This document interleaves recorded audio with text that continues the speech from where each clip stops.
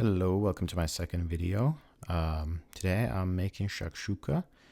I'm just going to get straight into it because I forgot to record any video before I really started rolling.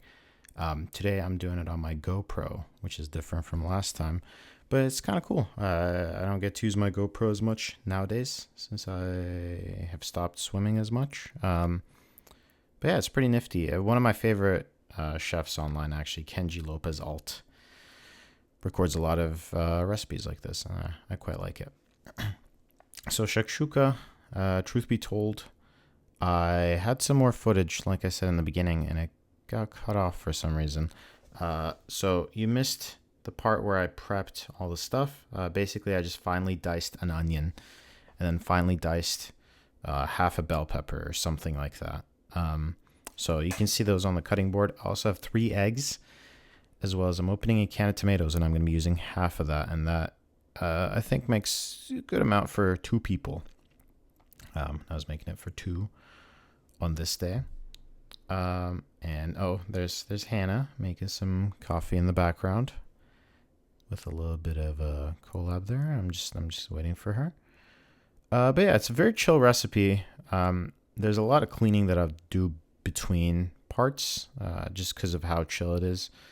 And yeah, like it kind of cooks itself. There's also Jasper. Oh yeah, I'm playing around with him. I forgot I did this. Give him a little bit of thing. And then yeah, just doing a little bit more cleaning. I think I probably started rolling the camera a little too prematurely because it took a while for this pan to heat up, I remember. But here we go.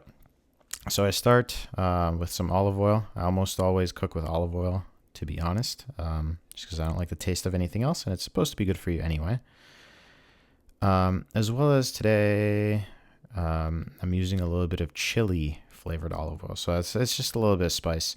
Actually ended up being a little too spicy for Hannah at the end, but I like my food spicy anyway.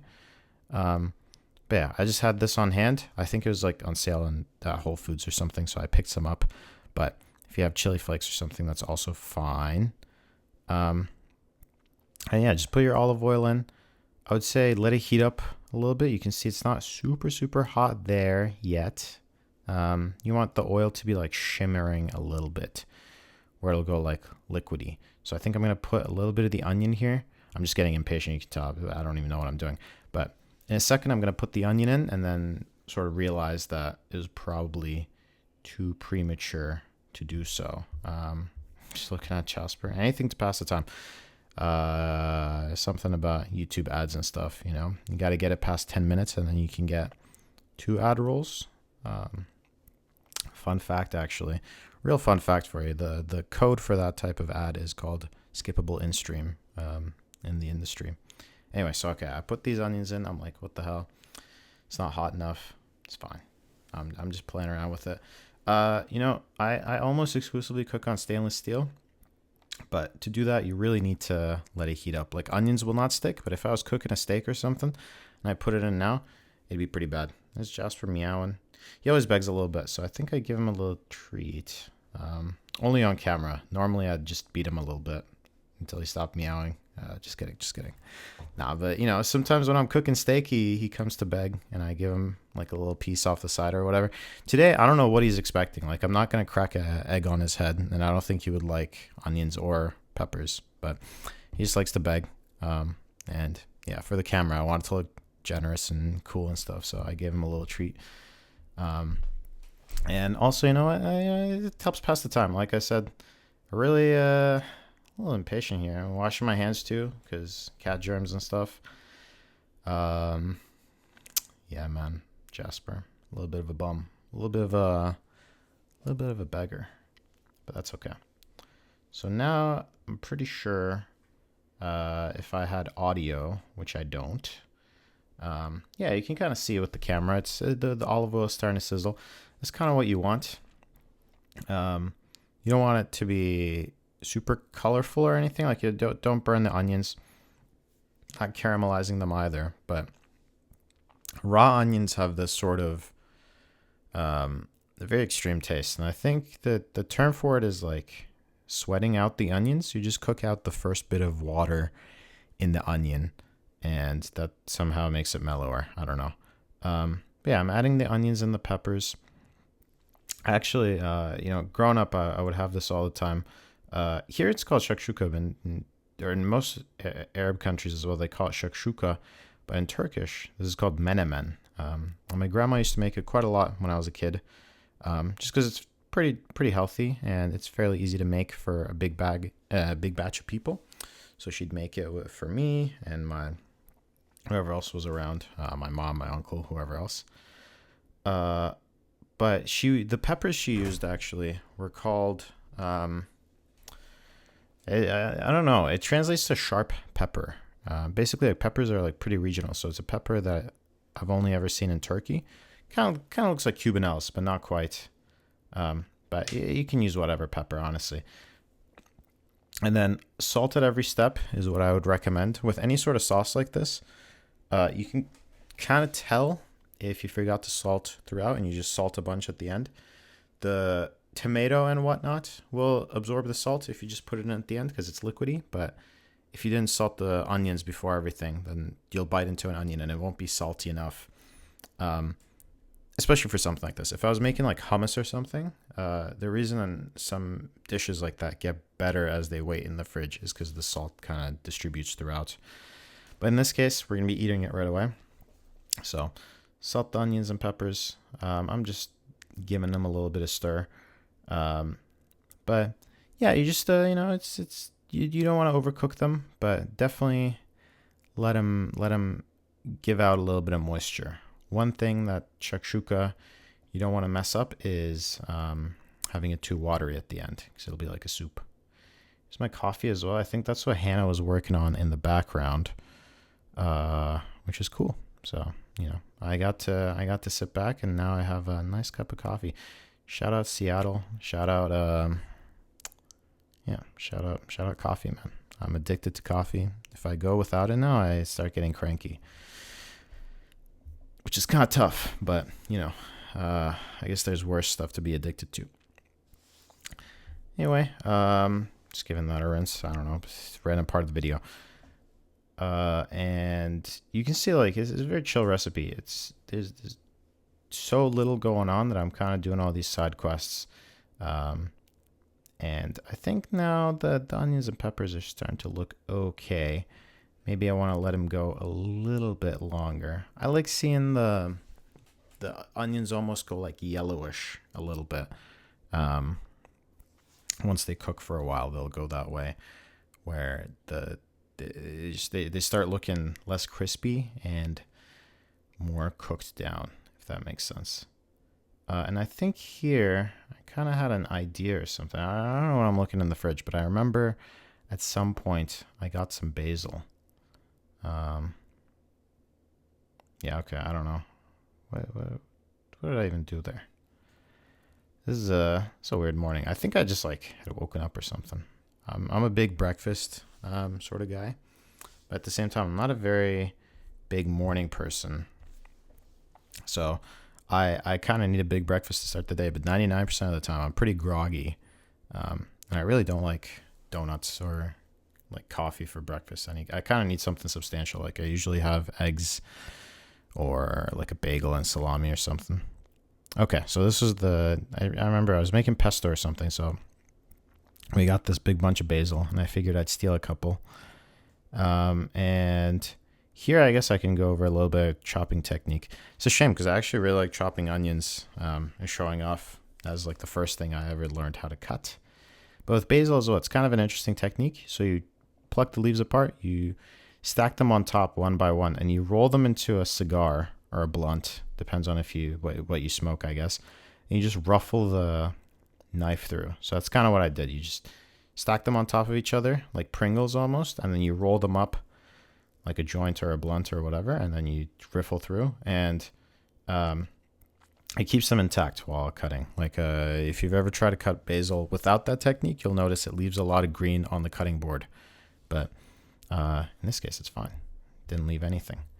So I have that basil off to the side, and I think now it's starting to look like everything's cooked down to my liking. I don't want it to be like super, super cooked anyway. And it's going to keep cooking a little bit in the tomato. And at the end of the day, it's vegetables anyway. So it's, you can have them raw or whatever.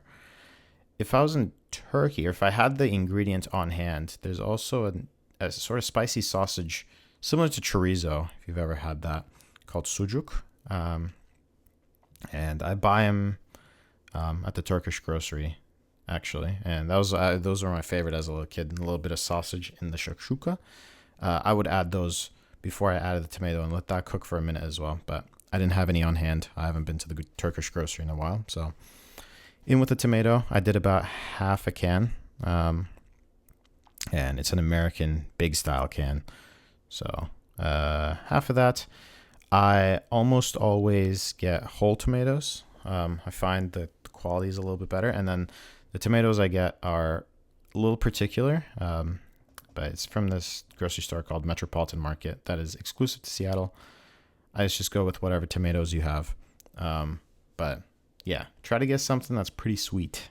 What I like about a tomato is when it's sweet, but a lot of places will also put sugar, and I don't like that like artificial sweetness. I don't know. I grew up with a lot of tomatoes, so I can tell. And I used to, before I discovered this brand of canned tomatoes, and back when I used to be home with my mom and whatnot, we used to can tomatoes every summer, or we jar them rather, I guess, and then crack open a jar, and it tastes really good. It's just something about canned tomatoes makes them really acidic. That is not very nice. So now I got these tomatoes in the pan. I've turned the heat down a little bit, just because I don't want to cook down the tomato too much. And what I'm doing is I'm just crushing up the bigger bits of tomato with my spoon so that it's more like a tomato sauce and less like a chunky salsa or something. And I've grabbed some cumin there. I don't know if I've showed it off to the camera or whatnot, but a little bit of cumin. Always has a tough time coming out because it clumps up so much. And that's it. Not a lot of spices. Sometimes my grandma would put like a bay leaf or something if she was making it for more people. But, this is for 2 people. It's not going to cook for that long. A bay leaf you can't really eat, so the whole idea is you put it in and then you fish it out later. But it's so little tomato that I don't think it would make a difference, and it'd be wasting the bay leaf really. You kind of need it to simmer for a while since you're not going to be eating it at the end. So now I have this tomato at a good consistency where it's I can make a divot in it and it holds its shape to an extent. You don't want it to be like super solid or whatever. But what I do is I carve out these little pockets and then I drop the egg in. And that sort of helps if you're going to make it the way I'm making it, where the eggs are in one piece and they're together, rather than being mixed into the tomatoes, then I would highly encourage you to make a little pocket to put the egg in. Otherwise, the egg white kind of runs off and it forms like a layer at the top, which is not very nice. So make a little divot, crack your egg in. I'll say as well, in Turkey, like growing up, the way I had shakshuka was you would crack the eggs in and you just like whisk it together. Because I don't know, it tastes the same, and it's a lot less effort. Like the egg sort of cooks itself. And with this method, there's an extra step that you have to do, which you'll see in a second.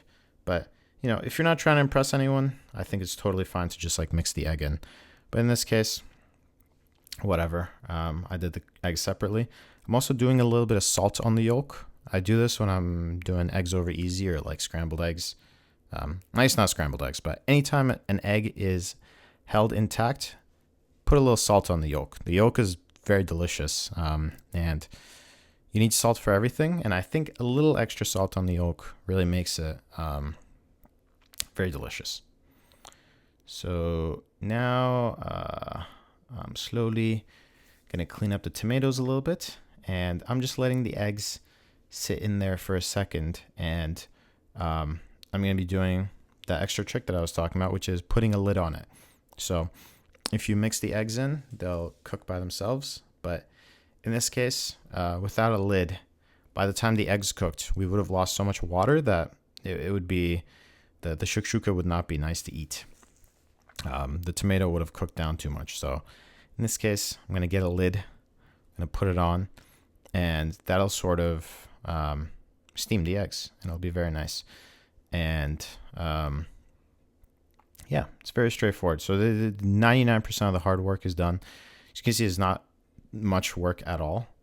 And I think, yeah, now as I wait for the eggs to cook, now I'm going to do a little bit of cleaning while I wait.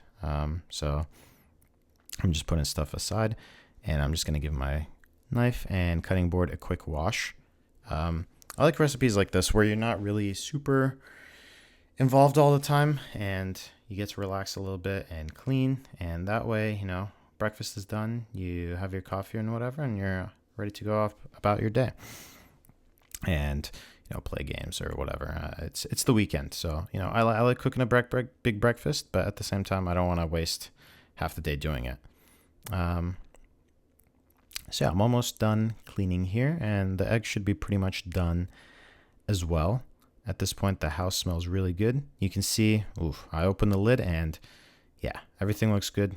Basically, the main thing you're looking for is for the white to set. The yolk, if it's a little runny, you know, I think that's good. I like my yolk a little bit runny. You can give it a little shake. You can see mine, maybe the white was a little underdone, but you know, I don't really mind. It'll keep cooking as well. You know, it's at the end of the day, it's piping hot tomato, and it's going to be a while since we or until we sit down.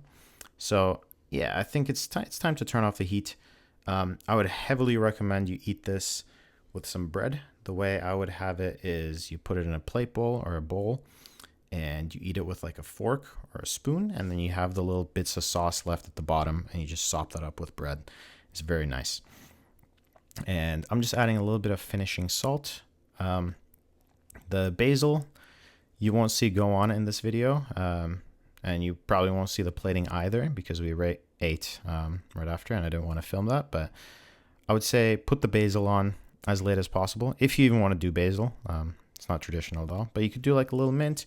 You do a little cheese. I know people like it, especially tourists, but put that in the end, you know, because it's gonna, you don't want it to be all gunky and gooey, and you don't want the basil to be completely gone by the time you sit down. But yeah, that's shakshuka. Grab some fresh bread and enjoy. Thanks for watching. Bye bye.